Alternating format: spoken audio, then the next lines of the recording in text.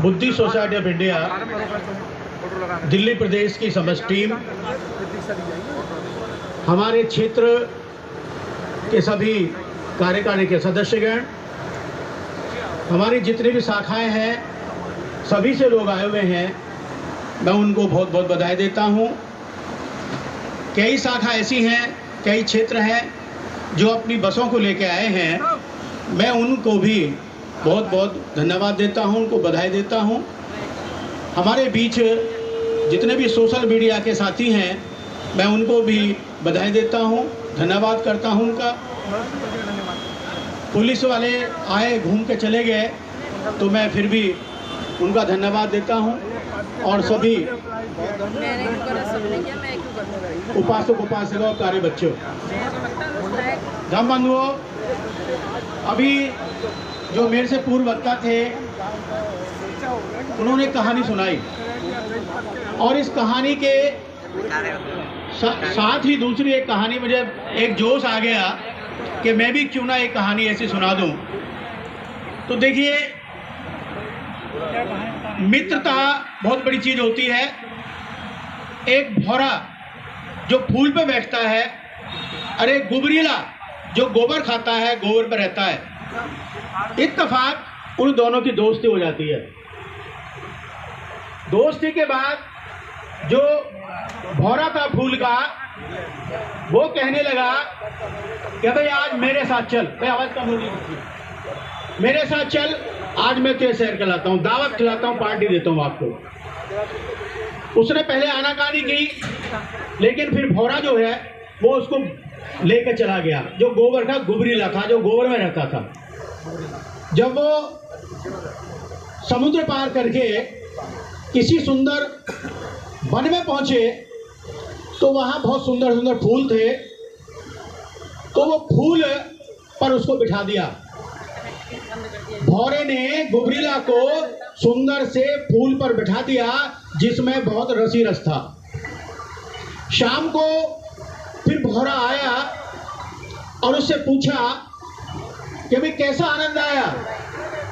तो गुबरीला ने कहा कि मुझे आनंद नहीं आया। उसने कहा चलो ठीक है। फिर दूसरे दिन भी उस भौरे ने गुबरीला को लिया और फिर जाके एक सुंदर से फूल पर, जिसमें रसवान फूल था, उस पर छोड़ दिया। शाम को पहुंचा तो फिर उससे पूछा कि भाई कैसा लगा, आनंद आया नहीं आया। उसने कहा मुझे आनंद नहीं आया। तो भौरा समझ गया कि कहीं दाल मकाला है। उसने कहा भाई आज और चलो।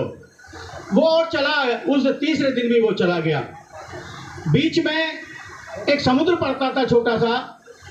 उस भौरे ने उस गुबरीला को पकड़ा और पकड़ करके उसको डुबकी लगाई पानी में, बहुत सारी डुबकी लगाई। और डुबकी लगाने के बाद फिर वो उस वन में गया और वहां जाकर के सुंदर से फूल पर छोड़ दिया। तो जब वो शाम को आया तो उससे पूछा कि भाई कैसा, कितना मजा आया। तो भौरे ने कहा भाई बहुत मजा आया, बहुत अच्छा लगा। तो धम्म बंधुओं, जब तक गोबर का जो गुबरीला था उसके दिमाग में, मुंह में, आंख में, सब में गोबर भरा हुआ था, तब तक फूलों का रस उसको पसंद नहीं आया। इसी तरह से भगवान बुद्ध का जो धम्म है, वो धम्म सुंदर रस वाला है। और जिसमें तुम जी रहे हो, जो आज तक हमारे बुजुर्ग जिए, वो गोबर जैसा है, नाशवान है, आडंबर है, काल्पनिक है। जब तक आप उनको नहीं छोड़ोगे, तब तक बौद्ध धर्म का सचेत, बौद्ध धर्म का हिसाब, उसमें आनंद आपको नहीं दिखाई देगा। तो ये एक कहानी थी। उसके बाद जो हमारे वक्ता जी ने कहा, एक धम्म बंधुओं में और बताना चाहूंगा। आज के दिन बाबा साहब डॉक्टर B.R. अम्बेडकर ने सबसे पहले हमें 3 वो दिए सिद्धांत। शिक्षित बनो, संस्कृत रहो, संघर्ष करो। शिक्षित बनो का मतलब हम शिक्षित बनो कह देते हैं उसको, लेकिन शिक्षित बनो नहीं, टू एजुकेट का मतलब होता है शिक्षित बनाओ। बनाए से मतलब है हमारा कि हम शिक्षित बनाएं, अपने परिवार को बनाएं, पड़ोसी को बनाएं, सबको बनाएं। संगठित रहो, संघर्ष करो।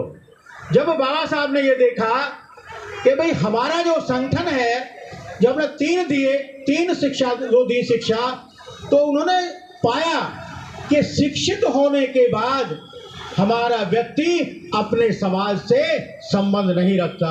ऑफिसर बन जाने के बाद जो हमारा समाज होता है उसकी अच्छाई बुराई को नहीं सोचता। तो बाबा साहब ने कुछ दिन आजमाने के बाद इसको भी छोड़ दिया। फिर बाबा साहब ने प्रैक्टिकल दूसरा किया। फिर उन्होंने कहा कि हो सकता है एक एमएलए, एक एमपी बन करके लोकसभा, विधानसभा में जाए और जा करके हमारी आवाज को उठाए। लेकिन उन्होंने यह भी देख लिया कि जो व्यक्ति विधानसभा में चला जाता है, लोकसभा में चला जाता है, तो उस पार्टी का गुलाम हो जाता है, मानसिक गुलाम हो जाता है। अभी कितने सारे एग्जाम्पल सुने आपने, हाथरस का कांड आपने सुना, और कितने सारे आपने कांड सुने। इस कांडों को लेकर के जितने भी हमारे 110, 115, 25 जी एमपी बैठे हुए हैं और इतने 3000 के करीब हमारे विधायक हैं, कोई बात भी उसको उठाने के लिए तैयार नहीं होता। तो बाबा साहब ने बहुत कुछ सोचा, और बहुत कुछ सोचने के बाद फिर उन्होंने कहा कि इनसे भी हमारा जो देश है, हमारा समाज है, वो नहीं सुधरा। तब बाबा साहब ने जो 1935 में प्रतिज्ञा ली थी, और प्रतिज्ञा ये थी कि मैं हिंदू धर्म में पैदा हुआ, ये मेरे बस की बात नहीं है, लेकिन ये मेरे बस की बात है कि मैं हिंदू धर्म में मरूंगा नहीं।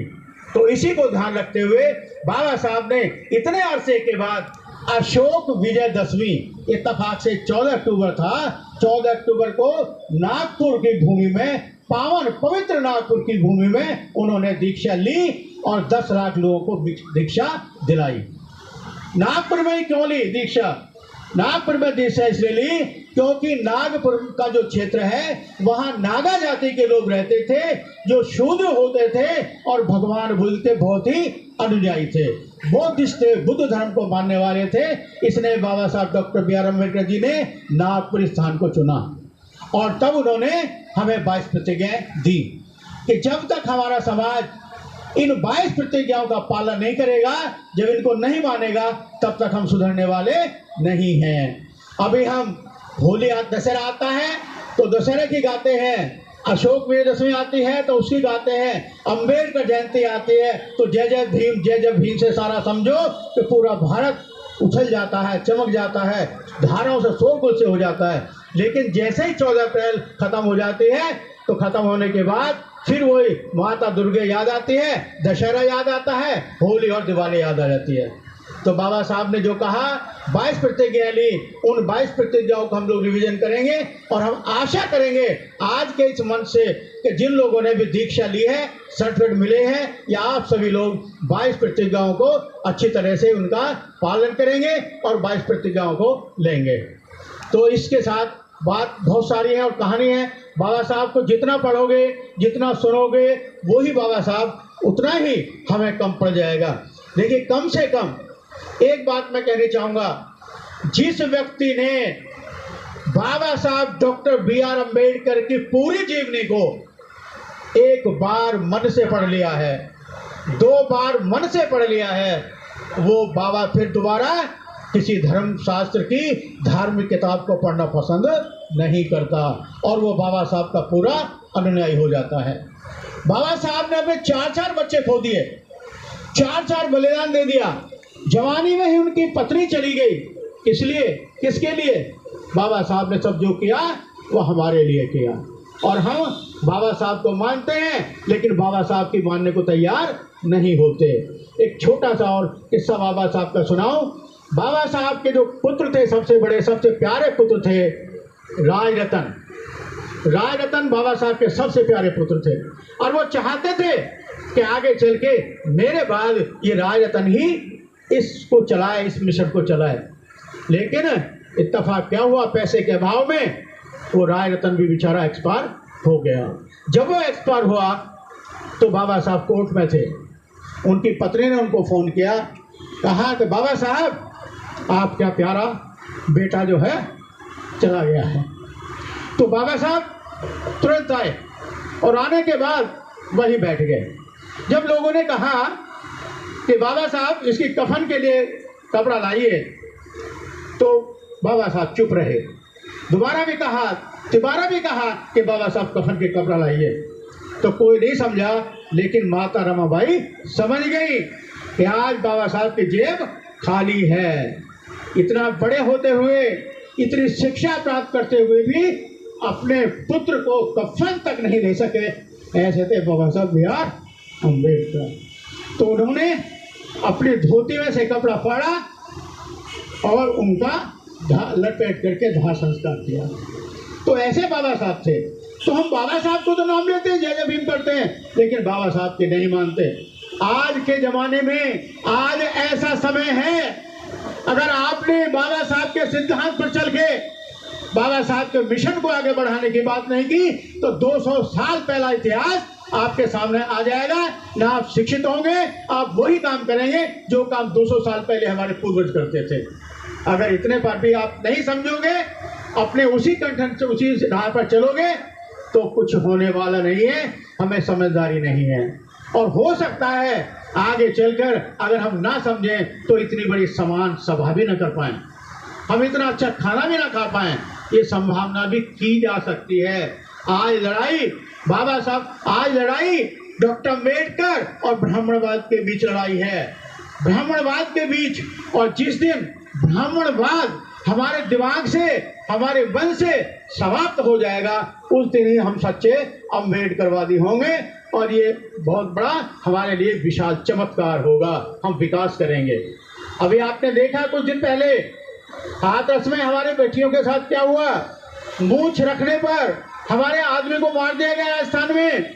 कोई गाली देता है, किसी को पेशाब पिला दिया जाता है, लेकिन उसका केस चलता है और आज तक करने वाले को सजा नहीं मिलती। तो ये क्यों है? क्योंकि आज पूर्ण रूप से ब्राह्मणवाद है, और ब्राह्मणवाद हावी है। जबकि चाहे 85% हो या 80% हो, लेकिन जब तक हम ब्राह्मणवाद में भरे रहेंगे, अम्बेडकरवाद में नहीं आएंगे, तब तक हम जो है हमारा उद्धार नहीं हो सकता। इसीलिए समाज में पांच खंबे हैं, 5 खंबे, ब्राह्मणवाद के 5 खंबे हैं, 5 स्तर हैं, और उन 5 स्तरों को जब हम दूर नहीं करेंगे, उनका त्याग नहीं करेंगे, तब तक हमारा विकास होने वाला नहीं है। देखिए, आप मेहनत करते हैं, आपका बच्चा पढ़ता है, इसके कारण संविधान के द्वारा, बाबा साहब के प्रयास के द्वारा नौकरी लगती है, रिजर्वेशन होता है, किसके द्वारा? बाबा साहब के द्वारा, संविधान के द्वारा। लेकिन जब आपके बेटे की नौकरी लग जाती है, तो मिठाई का डब्बा ब्राह्मण को देते हैं, और फिर वैष्णो देवी जाकर के वहां पर प्रसाद चढ़ाते हैं। तो ये बताइए, उस प्रसाद जो चढ़ा, उसका क्या रोल है उसमें? ना तो रिजर्वेशन में उसका रोल है। इन्होंने तो हमें पढ़ाने के रास्ते बंद कर दिए, जीना हमारा दुर्लभ कर दिया, कपड़े पहनने के लिए हमारा बंद कर दिया, नंगे रहने के लिए मजबूर कर दिया, झूठे खाने के लिए मजबूर किया। और आज हम बड़े दुख की बात कहना चाह रहे हैं कि आज वही लोग बाबा साहब के द्वारा शिक्षित, संविधान के द्वारा शिक्षित होकर रिजर्वेशन से नौकरी पा करके हम जो है वैष्णो देवी जाते हैं और वहाँ पूजा करते हैं। अभी नवरात्रि चले हैं, 2-4% हमारे ऐसे लोग होंगे जो समझदार हैं, जिन्होंने ये व्रत नहीं रखे, लेकिन 98% कम से कम 98-97% लोगों ने अभी नवरात्रि के व्रत रखे हैं। तो आप जब तक इस तरह से 2 नाव में पैर रखोगे, दोनों तरफ चलोगे, तो हमारे साथ भला होने वाला नहीं है। इसलिए आज के मन से हमने छोटा ही प्रोग्राम रखा है, ज़्यादा बड़ा प्रोग्राम नहीं रखा, तो लोग बिजी हो जाते हैं, बोर हो जाते हैं। तो इस समय मैं सभी का धन्यवाद अदा करता हूं। इसके बाद हम 22 प्रतिज्ञा देंगे, और उसके बाद बिल्कुल आराम से, बिल्कुल शांति से पूर्वक एक लाइन महिलाओं की लग जाएगी, दूसरे पुरुषों की, आराम से खाना खा के जाएं। चाहे और 10-20 मिनट ज़्यादा हो जाए, तो लेकिन आराम रहे तो बहुत ही अच्छा होगा। आप सभी लोग, आपने बौद्ध धर्म अपनाने के लिए, दीक्षा लेने के लिए फार्म भरे हैं। हमारे साथी, मैं उनका बहुत बहुत धन्यवाद करता हूं। अमरचंद बौद्ध जी, आर.डी. गौतम जी, और जो हमारे और साथी बैठे हुए हैं, उन्होंने बहुत ही मेहनत से फार्म भर रहे हैं और उनको दे रहे हैं। तो जो लोग, जिन्होंने फार्म भरे हैं, वो लोग तो आप आगे आ जाइए। जिन्होंने दीक्षा के लिए फार्म भरे हैं वो लोग आगे आ जाइए और बाकी अपनी सीट पर वहीं बैठे रहिए और बैठ करके खड़े हो जाइए। आज वाइस प्रतिज्ञा लेनी है और इस धर्म को जो है हमें त्याग करना है। मैं पुनः निवेदन कर रहा हूं कि जो लोग जिन्होंने दीक्षा ली है, फार्म भरे हैं, तो वो